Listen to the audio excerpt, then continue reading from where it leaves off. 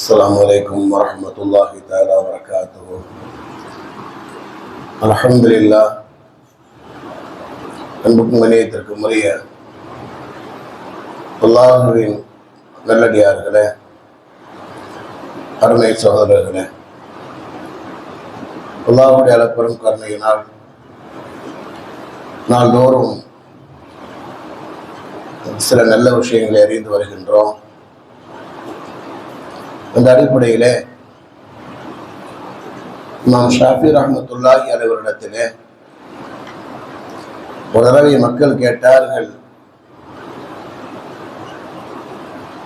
யா இமாம் துல்லனா, இமாம் அவர்களே எங்களுக்கு அறிவித்துக் கொடுங்கள், என்ன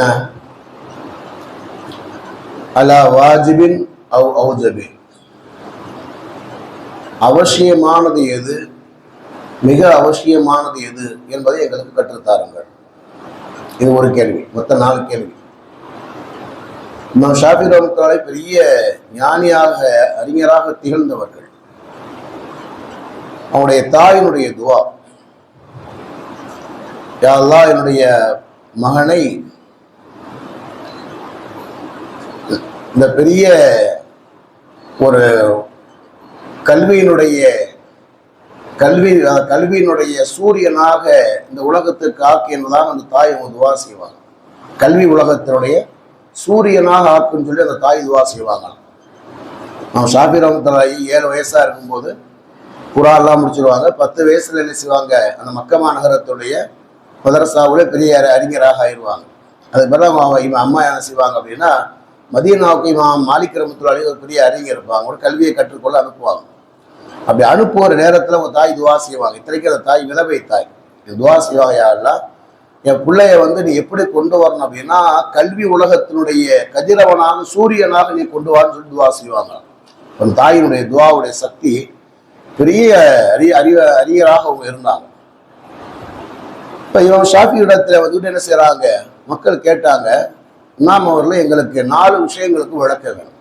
முதலாவது என்ன அப்படின்னா, வாஜிபின் அவ் ஔஜபின், இந்த உலகத்துல அவசியமானது எது, மிக அவசியமானது எது என்பது முதல் கேள்வி.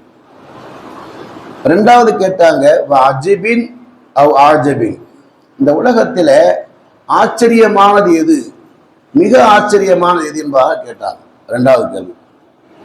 3வது கேட்டாங்க, வசாபின் வாசாபின், இந்த உலகத்துல கடினமானது எது, மிக கடினமானது எது என்பதாக கேட்டாங்க. 4வது கேட்டாங்க, கரீபின் வ அக்கரபின், இந்த உலகத்தில் நெருக்கமானது எது, மிக நெருக்கமானது எது என்பதாக கேட்டாங்க. நான் ஷாஃபி ரஹ்மத்துல்லாஹி சொன்னாங்க, வாஜிபுன் நாசி ஐயதூபு வலாக்கின் தருக்கு துனூபி ஔஜபு, செய்த பாவத்துக்கு தௌபா செய்வது வாஜிபானது, அவசியமானது. அந்த பாவம் செஞ்சுட்டானா என்ன செய்யணும், அதுக்கு என்ன செய்யணும், தௌபா செய்யணும். செஞ்ச பாவத்துக்கு தௌபா செய்யணும் இல்லையா? தௌபாவே செய்யாம வாழ்ந்துட்டானா அது குற்றம். அப்ப என்ன ஒரு பாவத்தை செஞ்சாலும் அதுக்கு உடனடியாக தௌபா செய்ய வேண்டும் சொல்லிவிட்டு, இது வாஜிப். மிக அவசியமானது எது அப்படின்னு கேட்டா, தற்கு துனுபி ஔஜபு, பாவத்தை விடுவது என்பது அதை விட அவசியமானது. நீயே பாவம் செய்யற, பாவம் செஞ்சா தானே தௌபா செய்யணுங்கிறது. நீ பாவமே செய்யாமல் இருப்பது, பாவத்தை விடுவது என்பது மிக அவசியமானது. அப்ப 2 விஷயத்துல கவனம் செலுத்தணும். ஒண்ணு, ஏதோ உடைய வாழ்க்கையில தவறுகள் நிகழ்ந்து விட்டால் உடனடியாக நீ தௌபா செய்து விட வேண்டும், உனக்கு கட்டாயம். அதே நேரத்துல அந்த பாவத்தை விடுவது என்பது மிக கட்டாயம். அப்ப ஒரு பாவத்தின் ஒரு சூழல் ஏற்படுகிற நேரத்தில் அந்த பாவத்தை விட்டு உன்னை விலகிக் கொள்வது, உன்னை தற்காத்துக் கொள்வது, அதை தவிர்த்து கொள்வது என்பது என்ன செய்யுது, மிக அவசியமானதுன்னு சொன்னாங்க. சார் 2வதாக அவங்க பதில் சொன்னாங்க. 2வது கேள்வி என்ன கேட்கிறாங்க, அஜீபின் அவ் ஆஜபின், ஆச்சரியமானது எது, மிக ஆச்சரியமானது எது என்றார் சொன்னாங்களாம். வதஹ்ருஃபி தஸர்ருஃபிஹி அஜீபுன் காலங்கள் மாறி மாறி வருவது என்பது ஆச்சரியமானது. காலத்தின் மாற்றம் என்பது ஆச்சரியமானது. ஆனால் மனிதர்கள் அந்த கால மாற்றத்தை விட்டும் கவனக்குறைவோடு இருப்பது அதை விட ஆச்சரியமானதுன்னு சொன்னாங்களாம். இப்ப கால மாற்றங்கள் அப்படிங்கிறது ஆச்சரியமானது.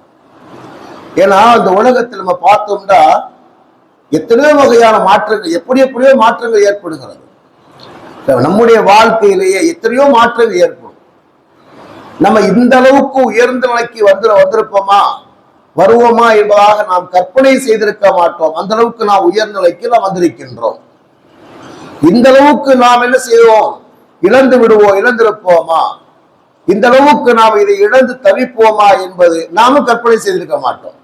எல்லாமே உலகத்தில் நடக்கும். உலகத்தினுடைய சில உயரங்களை நாம் விட்டுகின்றோம்.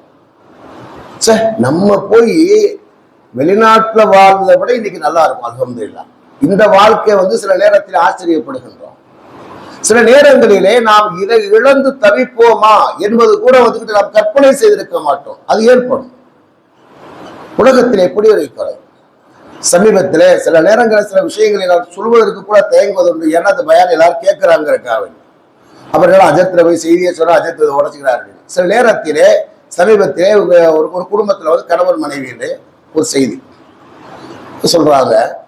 2 பேரும் கணவன் மனைவிகள் அவ்வளவு நேசமாக வாழ்ந்தாங்க. இவருடைய உறவுகள்ல ஒரு 4 நாளைக்கு முன்னாடி யாருக்குமா போன் பண்றேன், எங்கேமா இருக்கேன், நான் ஒரு ஊர்ல வந்துகிட்டே இருக்கேன், கணவர் எங்க இருக்கார், அவர் ஒரு ஊர்ல இருக்காரு, என்ன ஆச்சு, நாங்க 2 பேரும் பிரிஞ்சுட்டோம், என்ன ஆச்சு, அது சில விஷயங்களை சொல்லுங்க. இல்ல அவர் என்ன செஞ்சாரு, ரொம்ப கொடுமைப்படுத்தினாரு, ரொம்ப கொடுமைப்படுத்தி பிரியக்கூடிய சூழல் ஏற்பட்டு போச்சு, நாங்க பிரிஞ்சுட்டேன், கடைசியில் நான் வீட்டு வேலை பார்த்து நான் சாப்பிட்டுட்டு இருக்கேன் அப்படிங்கிறது. எனக்கு ஒரு மாதிரி ஆயிடுச்சு, ரொம்ப கவலையாகி போச்சு. ஏன்னா அவ்வளவு அந்நியோன்யமாக வாழ்ந்து சொந்த வீடுகள் எல்லாம் இருக்கிறது. ஆனால் ஊரை விட்டு, அந்த வீட்டை விட்டு போய் வேறொரு ஊரிலே போய் வந்துட்டு என்ன செய்யறது அப்படின்னா, வீட்டு வேலையை செய்து சாப்பிடக்கூடிய அந்த நிலை அந்த பிள்ளைக்கு வரும்னு நான் கற்பனை கூட செய்யல. அவ்வளவு சில அப்ப என்ன சொல்றாங்கன்னா, உலகத்தில் எத்தனையோ மாற்றங்கள், இப்படிலாம் இருப்பாங்களா அப்படிங்கிறதுலாம் ஆச்சரியம் தான் சொல்றாங்க. உலகத்தில் எத்தனையோ மாற்றங்கள் ஏற்படும். ஒண்ணும் இல்லை, பெருமானாசவங்க என்ன செய்வாங்க, ஹிஜ்ரத் போவாங்க. உஸ்மானோட தலுகாவிடத்திலே தான் காபாவுடைய சாவி இருந்துச்சு. நான் சும்மா பயானா சொன்னேன். உஸ்மானோட தலுகாட சாவி இருந்துச்சு. கேட்கிறாங்க, நைட்டு கேட்கிறாங்க, இஷாவுடைய நேரத்துல கேட்கிறாங்க, இஷாவுக்கு பிறகு கேட்கிறாங்க. அந்த காலத்துல காபாவை பூட்டக்கூடிய வரம் இருந்துச்சு. அதுக்கு பிறகு காபா பூட்டுறதில்லை. அவ என்ன செய்யறாங்க, சாவியை கேட்கிறாங்க. ஒரு 2 ரக்காத் தொழுவிட்ட பிறகு சாவி தான். அவர் மாடியில இருந்து, வீட்டு மாடியில இருந்து சொல்லுவாங்க, அதான் சாவிலாம் தர முடியாது, போ அப்படிங்கிறார். ரசூலுல்லாஹ் சொல்லுவாங்க, உஸ்மான், ஒரு காலம் வரும், இந்த சாவி இடத்திலே ஒப்படைக்கப்படும், நான் உயரமான இடத்திலே நிற்பேன், நீ கீழே நிற்பேன்னு சொன்னாங்க. அதெல்லாம் பார்த்துக்கலாம், போ அப்படின்னு வரை வெட்டி விட்டார். மக்கா வெற்றிக்கு பிறகு சாவி என்ன செய்ய பெருமானாருடைய கைக்கு வருகிறது.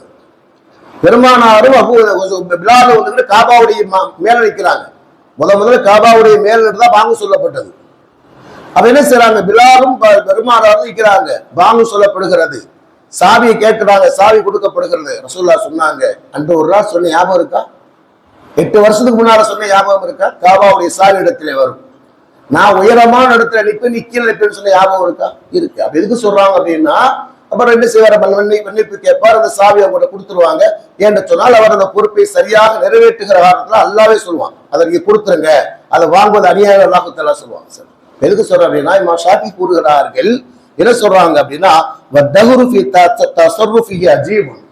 இந்த உலகத்தினுடைய மாற்றம் என்பது ஆச்சரியமானது. சரியா, நம்ம நல்லா இருந்திருப்போம், ஒரு காலத்திலே செய்வோம், வீழ்வோம், அல்லது வீழ்ந்தவர்கள் என்ன செய்வாங்க, உயரத்துக்கு போறாங்க, சொல்லுவாங்க இல்லையா, இவெல்லாம் எப்படி இருந்தாங்க, இவெல்லாம் உருப்படுவான்னு நான் நினைச்சு கூட பார்க்கலங்க, இப்படி ஆயிட்டாங்க என்பதாக நாம் ஆச்சரியப்படக்கூடிய அளவுக்கு நம்முடைய வாழ்க்கை மாறும், நம்முடைய மற்றவருடைய வாழ்க்கை மாறும். அடுத்து சொல்றாங்க, மக்கள் இதை விட்டும் கவனக்குறைவோடு இருப்பது இதை விட ஆச்சரியமானது. அப்படின்னா உன்னுடைய இந்நிலையும் மாறும் என்றே நீ கவனமாக இருக்கணும். எதுவும் மாறாது என்பதாக நீ இருக்கக்கூடாது.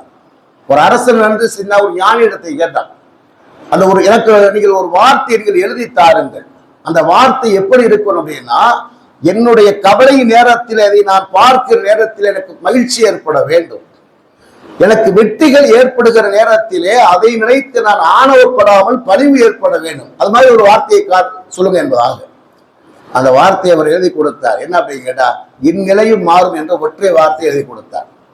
இதை படிச்சுக்க, இப்ப படிக்க, அதை எழுதி வச்சிரு, எழுதி வந்து படிச்சு கொடுத்துட்டாரு.